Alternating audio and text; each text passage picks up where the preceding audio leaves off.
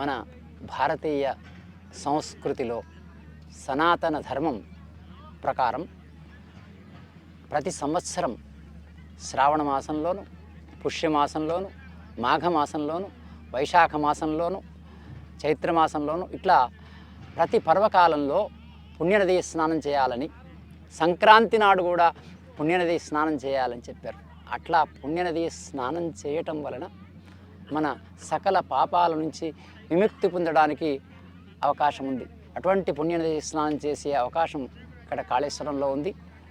పుణ్యనది స్నానం ఇహజన్మ జన్మాంతరేషు అంటే మనం తెలిసి తెలియక చేసినటువంటి జ్ఞాన అజ్ఞాన కృత దోషాలు, నేత్ర దోషాలు, వాగ్దోషాలు, శరీర దోషాలు, సమస్త దోషాలు తొలగిపోయి పునీతులు అవుతామని చెప్పి మన సనాతన ధర్మం చేస్తోంది.